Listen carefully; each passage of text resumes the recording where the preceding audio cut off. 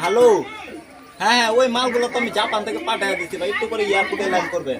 হ্যাঁ হ্যাঁ, আরে আছে তো, আপনি এক কাজ করেন, ওই যে 2 কোটি টাকার বিজনেসটা আছে না, ওইটা ভাই আপনি নিয়ে নেন। আর 120 কোটি টাকার যে প্রজেক্টটা, ওইটার মধ্যে হাত দিয়ে না, ওইটা আমার পরে লাগতে পারে।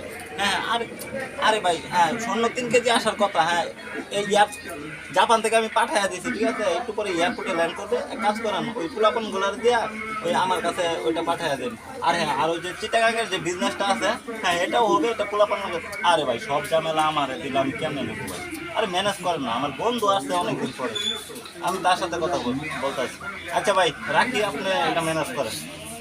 আরে আর বললেন না, কোটি কোটি টাকার ব্যবসা মাঠে পড়ে রয়েছে, পোলাপান গুলার কোনো দাম দেয় নাই। আমার তো লাখ লাখ টাকার ব্যবসা, আপনার তো কোটি কোটি টাকার ব্যবসা ভাই।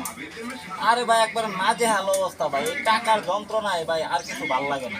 সেম তো আমার কাহিনী, আমারও তো কি অবস্থা, পোলাপান মাঠে কাজ করে না, টাকা পয়সা উড়ে আনে না, বললে কয় যাচ্ছি যাচ্ছি আর খবর না।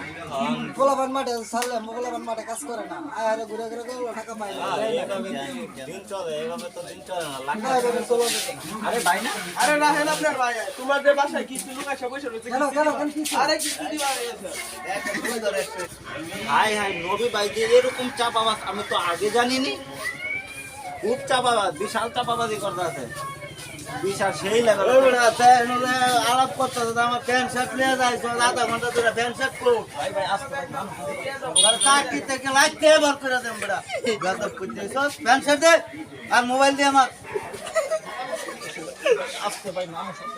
প্যান্ট খোল চালু কর। আসলে টেহা দেখ আর না দেখ, এই চাপাবাজ যে শিক্ষা হয়েছে, এটাই আমার সবচেয়ে বড়। টেহা দেখ আর না দেখ, চাপাবাজ শিক্ষা হয়ে গেল। তাই